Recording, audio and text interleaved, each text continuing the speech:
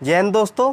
Hi, this is Sunil. Welcome to zero square. यदि आप NT UGC NET और JRF को क्वालिफाइड करना चाहते हैं और इसके साथ साथ एमफिल और पीएचडी में एडमिशन लेना चाहते हैं तो चैनल आपके लिए बेस्ट प्लेटफॉर्म है। और दोस्तों, आज के सेशन में हम करेंगे एनटी यूजीसी नेट पेपर 1 5 जनवरी 2022 मॉर्निंग शिफ्ट यूनिट 4 और कम्युनिकेशन के 6 क्वेश्चंस। इस एग्जाम में आपके कम्युनिकेशन के 6 क्वेश्चंस आए हुए थे जिनको हम 1 बाय 1 डिटेल में सॉल्व करेंगे। तो चलते हैं अपने फर्स्ट क्वेश्चन पे। अब देखो, आप फर्स्ट क्वेश्चन स्क्रीन पे देख पा रहे हैं। पहले इंग्लिश में रीड कर लेते हैं। इंग्लिश में लिखा हुआ है, which of the following are sources of verbal data. Verbal data के कौन कौन से सोर्सेस हैं। अब देखो, जो वर्बल डेटा है ये वर्बल कम्युनिकेशन से बिलोंग करता है। अब हिंदी में रीड कर लेते हैं। निम्न में से कौन वाचिक दत्र के स्रोत हैं। यहाँ कुछ आपके पॉइंट दिए हुए हैं और आपको करेक्ट ऑप्शन चूज करना है। अब देखो, सबसे पहले हम जानेंगे जो वर्बल डेटा है या फिर वर्बल कम्युनिकेशन है वो होता क्या है।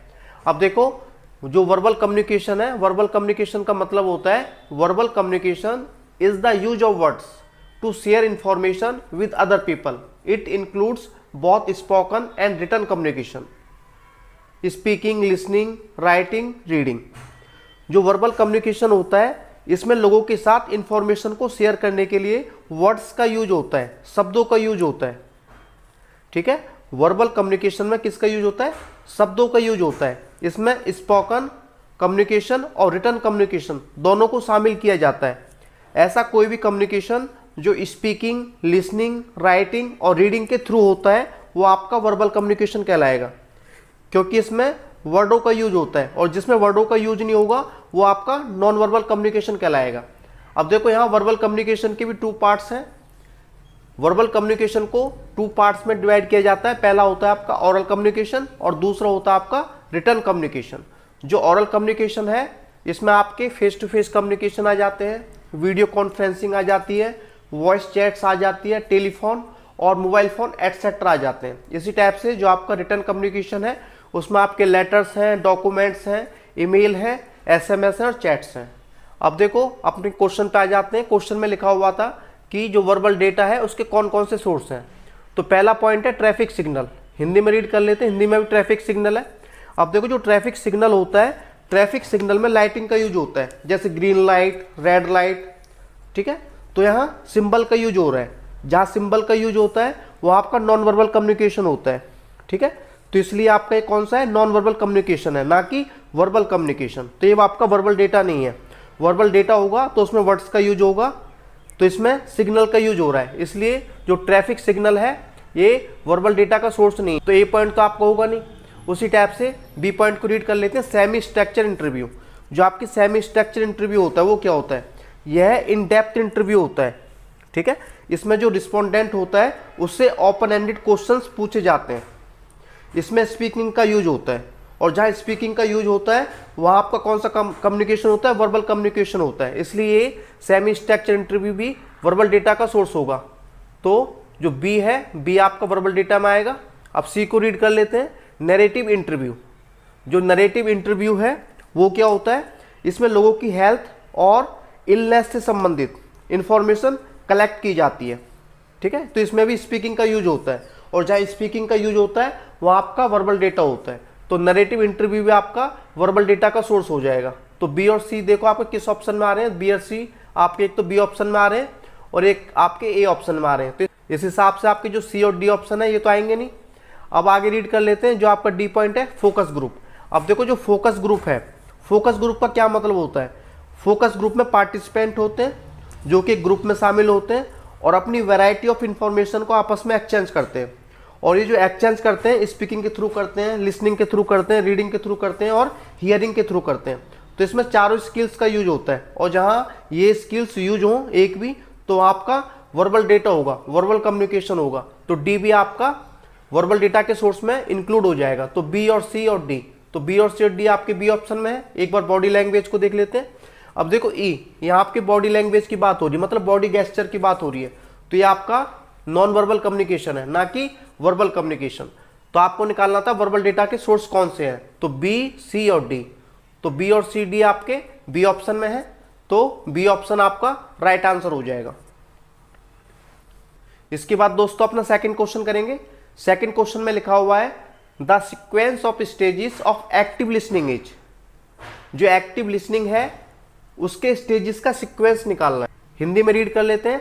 सक्रिय श्रवण के चरणों का क्रम है। यहाँ आपके देखो पॉइंट दिए हुए हैं, तो इसमें आपको सीक्वेंस वाइज लगाना है कि सबसे पहले कौन सा आएगा। तो सबसे पहले देख लेते हैं। सबसे पहले क्या आता है, जो एक्टिव लिसनिंग होती है उसकी पहली स्टेज होती है रिसीविंग, किसी बात को रिसीव करना। एक्टिव लर्निंग की दूसरी स्टेज होती है अंडरस्टैंडिंग, जो बात रिसीव की गई है उसको समझना कि बंदा क्या कह रहा है। और एक्टिव लर्निंग की तीसरी स्टेज होती है इवैल्यूएटिंग, मूल्यांकन करना। जो बात समझी है उसका मूल्यांकन करो कि वो चीज़ कहाँ तक सही है। एक्टिव लर्निंग की चौथी स्टेज है रिमेंबरिंग, उस चीज़ को बाद में दोहराना। और एक्टिव लर्निंग की लास्ट स्टेज है पांचवी स्टेज रिस्पॉन्डिंग, जब बात को दोहराया जाएगा और उसके बाद लास्ट में आपको जवाब देना है। अब देखो इस हिसाब से जो एक्टिव लर्निंग है उसकी पहली स्टेज है रिसीविंग, जो आपका डी पॉइंट में है। दूसरी स्टेज है अंडरस्टैंडिंग, जो आपका ए पॉइंट में है। तीसरी स्टेज है इवैल्यूएटिंग, जो आपका ई पॉइंट में है। चौथी स्टेज है आपकी रिमेंबरिंग, जो आपका बी पॉइंट में है। और पांचवी और लास्ट स्टेज है आपकी रिस्पॉन्डिंग, जो आपका सी पॉइंट में है। तो इस टाइप से आपका जो सी ऑप्शन है, सी ऑप्शन आपका राइट आंसर हो जाएगा। इसके बाद दोस्तों अपना थर्ड क्वेश्चन करेंगे। थर्ड क्वेश्चन में लिखा हुआ है match list one with list second. List one को लिस्ट सेकंड के साथ मैच करना है। सबसे पहले इंग्लिश में रीड कर लेते हैं। अब देखो जो लिस्ट वन है उसमें टाइप ऑफ स्पीच गिवन है, और जो आपकी लिस्ट सेकंड है उसमें आपके ऑब्जेक्टिव है। ये जो स्पीच है उनके ऑब्जेक्टिव क्या होंगे। तो लिस्ट वन को लिस्ट सेकंड के साथ मैच करना है। तो सबसे पहले ए पॉइंट पे आते हैं। इसमें है आफ्टर डिनर स्पीच। जो आफ्टर डिनर स्पीच है उसका ऑब्जेक्टिव क्या होता है। अब देखो जो आफ्टर डिनर स्पीच है उसका मतलब क्या होगा, इंटरटेनमेंट होगा। तो ए का थर्ड हो जाएगा to amuse not necessarily informative. तो ए का थर्ड हो गया। उसी टाइप से जो बी एकेडमिक स्पीच है, एकेडमिक स्पीच का ऑब्जेक्टिव होता है लोगों को इन्फॉर्म करना, टू इन्फॉर्म। तो बी का थर्ड हो जाएगा। अब सी है आपका मार्केटिंग स्पीच। ठीक है, जो मार्केटिंग स्पीच है उसका होता है मोटिव प्रॉफिट कमाना। प्रॉफिट कमाने के लिए वो लोगों को इंप्रेस करते हैं। तो सी का सेकंड हो जाएगा। तो मार्केटिंग स्पीच का हो जाएगा टू इम्प्रेस, तो सी का सेकंड। लास्ट है आपका डी पॉलिटिकल स्पीच। जो पॉलिटिकल स्पीच है उसका ऑब्जेक्टिव होता है लोगों को मोटिवेट करना, उनको परसुएट करना। ठीक है, तो डी का फर्स्ट हो जाएगा। एक बार इसको हिंदी में रीड कर लेते हैं। हिंदी में लिखा हुआ है सूची वन को सूची दो के साथ सुमेलित कीजिए। तो पहला पॉइंट था रात्रिकालीन भोजन के पश्चात दिया गया भाषण। तो मैंने आपको बताया था जो रात्रिकालीन भोजन के पश्चात जो स्पीच होती है वो मनोरंजन के लिए होती है। तो एक आपका थर्ड हो जाएगा मनोरंजन करना, जिसका सूचना परक होना आवश्यक नहीं है। ठीक है, इसमें कोई ये जरूरी नहीं है कि आपकी इंफॉर्मेटिव हो। तो एक का थर्ड हो गया। दूसरा आपका शैक्षणिक भाषण, एकेडमिक स्पीच। तो एकेडमिक स्पीच का मतलब होता है लोगों को इन्फॉर्म करना, इंफॉर्मेशन देना। तो बी का थर्ड हो जाएगा सह सूचित करना। तो बी का थर्ड हो गया।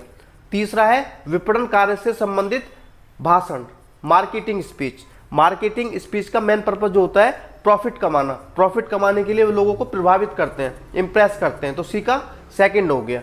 और डी आपका राजनीतिक भाषण, पॉलिटिकल स्पीच। पॉलिटिकल स्पीच का मेन मोटिव होता है लोगों को मोटिवेट करना, अभिप्रेरित करना या अनुभव करना। तो डी का फर्स्ट हो गया। अब देखो इस टाइप से आपका जो राइट आंसर है ए ऑप्शन हो जाएगा। अब दोस्तों इसके बाद अपना फोर्थ क्वेश्चन करेंगे। फोर्थ क्वेश्चन में आपके टू स्टेटमेंट दिए हुए हैं, स्टेटमेंट फर्स्ट और स्टेटमेंट सेकंड। क्वेश्चन में आपको बताना है कि कौन सा स्टेटमेंट सही है और कौन सा स्टेटमेंट गलत है। तो सबसे पहले इंग्लिश में रीड कर लेते हैं। इसमें लिखा हुआ है फर्स्ट स्टेटमेंट में communication is view as one of the social factor that influence the society including educational institutions. Communication को देखा जाता है एक सोशल फैक्टर के रूप में जो प्रभावित करता है सोसाइटी को और साथ साथ एजुकेशनल इंस्टीट्यूशंस को, जो कि बिल्कुल सही बात है। देखो जो कम्युनिकेशन होता है वो एक सोशल फैक्टर होता है, ये तो सभी को पता है। वो इन्फ्लुएंस करता है, प्रभावित करता है किसको, सोसाइटी को, और सोसाइटी के साथ साथ जो एजुकेशनल इंस्टीट्यूशन हैं उनको भी। तो स्टेटमेंट फर्स्ट आपका बिल्कुल करेक्ट हो जाएगा। इसके बाद हम रीड करेंगे स्टेटमेंट सेकंड। स्टेटमेंट सेकंड में लिखा हुआ है communication does not help develop maintain and change cultural setting of any society for that matter. Communication बिल्कुल भी सहायता नहीं करता है क्या करने में, डेवलप करने में। डेवलप होता है निर्माण करना, मेंटेन करना, मतलब जो चीज़ हमारी संस्कृति है, कल्चरल है, सोसाइटी है, उसको बनाए रखना। And change cultural setting. अब देखो जो ये सेकंड स्टेटमेंट है बिल्कुल इनकरेक्ट है, यह बात सही नहीं है। कम्युनिकेशन पूरी सहायता करता है डेवलप करने में, मेंटेन करने में और चेंज करने में। किसको? Cultural setting of any society for that matter. तो स्टेटमेंट फर्स्ट आपका करेक्ट है और स्टेटमेंट सेकंड आपका गलत है। ठीक है, अब देखो हिंदी में रीड कर लेते हैं। कथन 1, संचार उन सामाजिक कारकों में से एक के रूप में देखा जाता है जिनका प्रभाव शैक्षणिक संस्थानों सहित पूरे समाज पर पड़ता है। तो स्टेटमेंट फर्स्ट आपका बिल्कुल करेक्ट था। स्टेटमेंट सेकंड जो है, संचार किसी भी समाज के विकास, अनुरक्षण और सांस्कृतिक व्यवस्था में परिवर्तन में सहायक नहीं है, जो कि बिल्कुल गलत है। ये तो देखने से पता चल रहा है कि जो स्टेटमेंट सेकंड है बिल्कुल गलत है। जो कम्युनिकेशन होता है उसका पूरा रोल होता है किसी समाज के विकास करने में और जो समाज का जो कल्चर है उसको बनाए रखने में। ठीक है, तो ये चीजें बिल्कुल गलत थी स्टेटमेंट सेकंड में, तो स्टेटमेंट सेकंड आपका बिल्कुल गलत होगा। तो आपका जो राइट आंसर होगा वो होगा आपका ऑप्शन सी।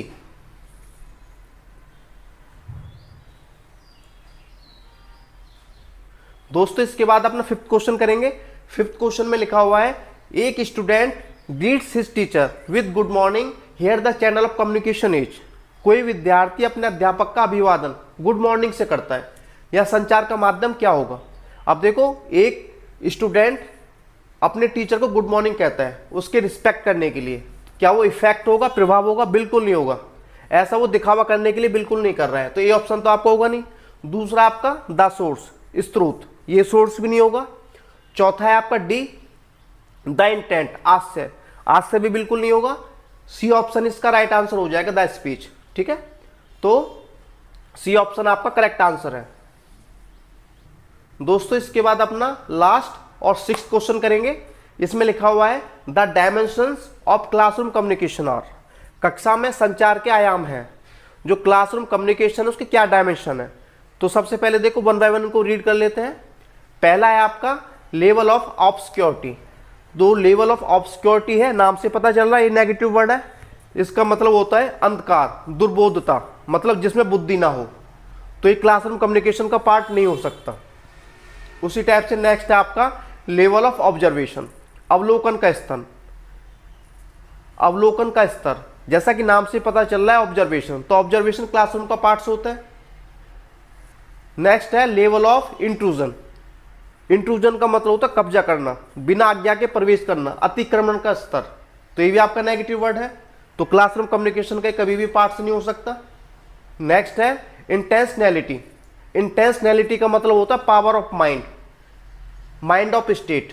ठीक है, यदि बच्चे का माइंड पावर होगा तो ये पॉजिटिव वर्ड है, नाम से पता चल रहा है, तो ये क्लासरूम कम्युनिकेशन का पार्ट होगा। नेक्स्ट आपका normative judgment. Normative judgment belong करता है राइट्स एंड ड्यूटीज से, जिसे हिंदी में नियामक निर्णय कहते हैं। ठीक है, तो राइट्स एंड ड्यूटीज आपके पॉजिटिव वर्ड है, तो ये क्लासरूम कम्युनिकेशन का पार्ट होगा। इस टाइप से हम देख लेते हैं, बी, डी और ई, ये पॉइंट जो है क्लासरूम कम्युनिकेशन के पार्ट होंगे। तो बी, डी, ई आपके डी ऑप्शन में है, तो डी ऑप्शन आपका राइट आंसर होगा।